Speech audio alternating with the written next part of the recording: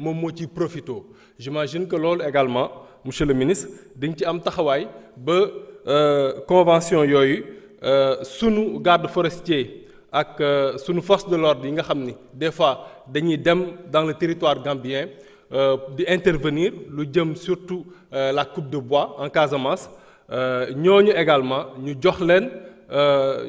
tous les moyens nécessaires waaye également l'autorisation ñuy mën di intervenir à temps. Monsieur le ministre, aujourd'hui en Gambie 111 Sénégalais la ñu tëj ci prison yu Gambie am na ci ñoo xam ne tey pour ñu libérer leen ay maudite somme moo leen fa téye bu ñu dajalee lépp daanaka ñi nga xam ne dañ leen war a libérer bu ñu joxee 6 millions rek ñooñu dinañ leen libérer. J'imagine que am nga ay remontées sa naataango madame l'ambassadrice et que ñooñu Sénégalais yooyu ñu taxaw leen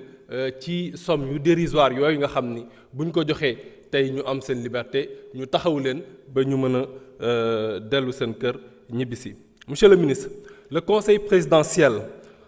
entre le Sénégal et la Gambie selon les textes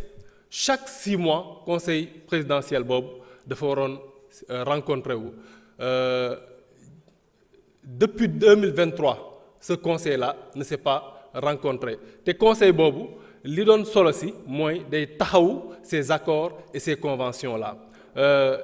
ñi ngi ñaan ngeen am taxawaay ñaar réew yi am taxawaay ba conseil ministériel boobu ñu mën ko conseil présidentiel boobu ñu mën ko jëmmal et li texte yi di wax ñu appliquer ko et au-delà même ñu dem ba vers un conseil interministériel et que ministres yi ñoom ci seen bopp ñoom ñuy chaque 6 mois au-delà même des présidents ñoom ñuy dajaloo et que di rencontrer wu pour points yi nga xam ni ce sont des points yoo xam ne dañ ci war a statuer ñu mën ci statuer ñu mën ko taxawu ba diggante ñaari réew yi accords yi ñuy signé ak convention yi ñuy signé ñu mën ko appliquer donc ñu ngi leen di sant bu baax di leen gërëm merci beaucoup. Merci honorable Fatou Ba, vous avez la parole. Seynabou Yacine Samb se prépare.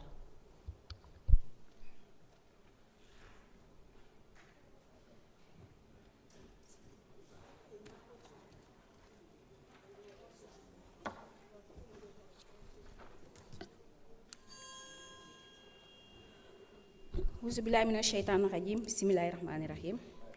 Merci beaucoup madame la présidente. Di la ñaanal fu nga toog fii nii yàlla na doon sa njiglaay macha allah monsieur le ministre maa lay nuyu di la jox sa wàccuwaay di nuyu mboolem ñu nga àndal sa cabinet chers collègues. Man sama intervention day axé aussi par rapport ak projet de loi numéro 21 bi. Honorable présidente de la commission, honorables collègues députés, mesdames et messieurs, le projet de loi numéro 21 qui nous est soumis aujourd'hui vise à autoriser le président de la République à ratifier la convention relative à l'extradition entre la République du Sénégal et la République de Gambie, signée à Dakar le 12 mars 2020. Ce texte s'inscrit dans une volonté commune des deux États de renforcer leur coopération judiciaire dans un contexte marqué par la montée des menaces transfrontalières et de la criminalité organisée. Honorables collègues, la coopération judiciaire entre le Sénégal et la Gambie n'est pas nouvelle. Elle reposait jusqu'ici sur la Convention judiciaire du 28 avril 1973, dont les dispositions relatives à l'extradition sont aujourd'hui dépassées et inadaptées aux réalités actuelles.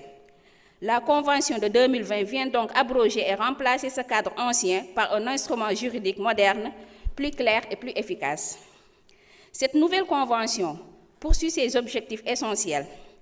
Lutter contre l'impunité en empêchant que des personnes poursuivies ou condamnées se soustraient à la justice en franchissant les frontières. Harmoniser les procédures d'extradition entre les deux pays. Renforcer l'efficacité de la justice pénale tout en garantissant le respect des droits fondamentaux des personnes concernées. Elle définit clairement les infractions extradables les conditions et les motifs de refus, ainsi que les procédures et garanties judiciaires applicables. Pour le Sénégal, l'intérêt de cette convention est majeur.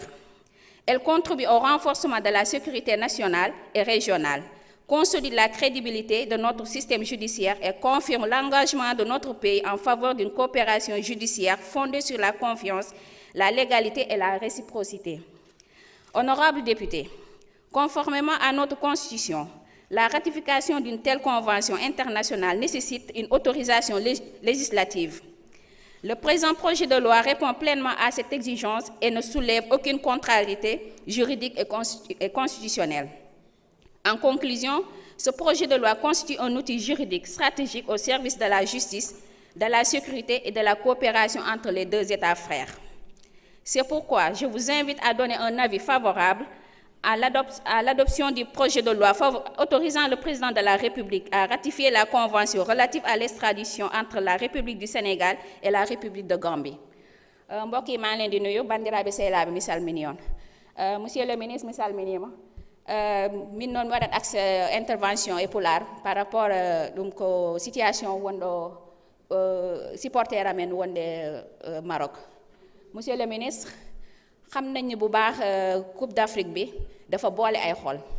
boole ay xalaat boole ay yéene ñun ñëpp ñu bokk ko suñuy ndaw suñuy naataangu ñu bari jóge fii dem supporter ji suñu gaynde yi yàlla def ni coupe bi ñu indi ko fii Sénégal wax dëgg fa yàlla ni ko ñenn ñu bari waxee coupe bi jiitu na leen fii. Donc yow si sa diplomatie ak lu nga mën si sa jëfin ak sa mëneen ànd ak gouvernement bi ñoo ngi lay ñaan rek nga jàppale ndaw yooyu nga xamante ne caabi da leen féetee ginnaaw foofu sa Maroc ndax ñu mën a dellu si seen njaboot mën a ñibbisi si jàmm ak salaam te ñoo la koy ñaan di ko ñaan gouvernement bi di ko ñaan le premier ministre Ousmane Sonko bi nga xamante ne defoon na fa déplacement dem seeti njabootam bi jërëjëf merci. Merci honorable.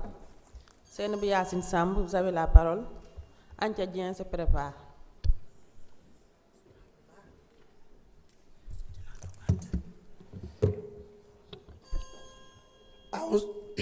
أعوذ بالله من الشيطان الرجيم لا حول ولا قوة إلا بالله العلي العظيم. Merci présidente, merci monsieur le ministre maa ngi ñu ngi lay dalal ak say collaborateurs chers collègues. Monsieur le ministre am na question boo xam ne moom defe naa ne sama collègues yi wax nañ ko benn bi njëkk mooy bi honorable Maymouna Bousso wax donc amul lu ma ci tegaat ak honorable Guy. Donc ba ma doon laaj aussi problème mu mbayang bi nga xam ne dafa nekkoon Arabie Saoudite te ñu ne woon peut-être que mën nañ ko baal et il fallait que comme charia foofu dañuy xaar doomam yi màgg pour ñu xool ñu bëggoon xam dossier boobu fan la toll. waaye deuxième dossier bi ma lay wax aussi mooy en Mauritanie muy suñu mbokk pêcheurs yi nga xam ne dañ fa nekk nañ ñoo xam ne ñu sonn lañu parce que parfois dañ leen di fekk ba seen biir kër non seulement di leen xatal mais di leen torturer ñu ci bari aussi dañ leen di jàpp. Donc interpellé nañu plusieurs fois ci loolu am na nag suñu ay collègues yu fa demoon ba un moment mais ba léegi aussi am na ñoo xam ne ñu ngi ñuy envoyé message di wax ne sonn nañ donc bu ñu leen mën a bàyyi xel ci loolu incha allah. Donc di jéggalu beneen côté mooy que am na loo xam ne dama naa sa xaw a hors sujet muy li nga xam ne daf fi xew démb parce que mënuñu ñëw rek tey ñu effacer rek ñëw taxaw tey ça se voit que l'opposition bi dafa am benn but boo xam ne mooy tax ñu ñëw fii à l'Assemblée nationale. may wax nag lenn comme ni ma ko waxee démb parce que gis nañ saa yu président Ousmane Sonko ñëwee war a def fii déclaration politique am saa yu ñëwee fii patriotes yi dañuy taxaw fees dell di tàccu mais ak discipline. ma bëggoon nag madame la présidente nga laajoon ñu le président Assemblée nationale El Malick Ndiaye ban différence moo am ba ñun bi fi patriotes yi nekkee ñu leen di wax ne noppi leen wala ñu évacuer leen démb ñu gis fi loo xam ne c'était inadmissible. bañuñu ko tàcc un moment mais di yuuxu moment bi nga xam ne le président de l'Assemblée nationale mi ngi waroon a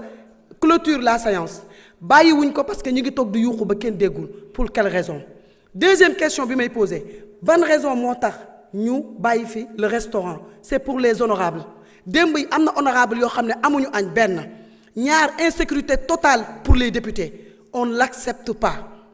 may wax nag les Sénégalais. dëgg la am na lu fi xewoon muy violence dans l'Assemblée nationale ñu koy daw nag suñu kilifa di ñu ko wax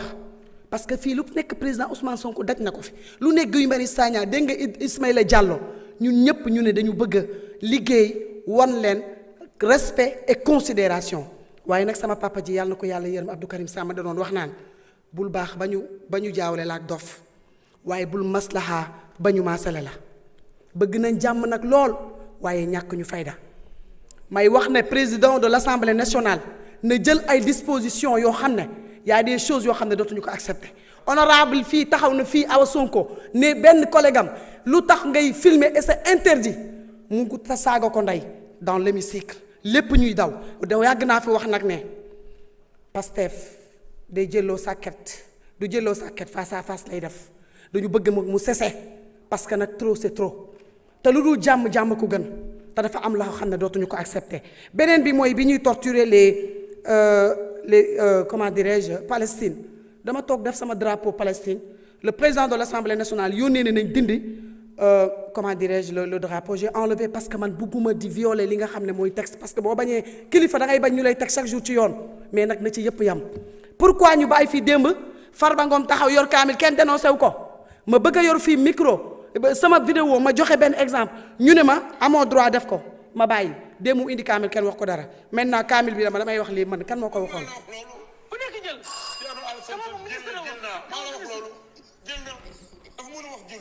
léegi nag ki teg kaamilam moo waxoon jël na moo waxoon jëlul moo waxoon jël na moo waxoon am na ku mu jox koo xam ne bu waxee mu génne ko nañ ñu répondre ci loolu moo waxoon ne def naa njaaxum kon là y a des questions à se poser nous ce qu'on veut qu'on nous respecte dans cet hémicycle bëgg nañ jàmm nag mais nag y a des choses yoo xam dañ ko respecté xaalis nag jurul jàmm parce que nee nañ ñun dañoo nay d'accord dañoo nay xam nga lu tax on ne vole pas duñu sàcc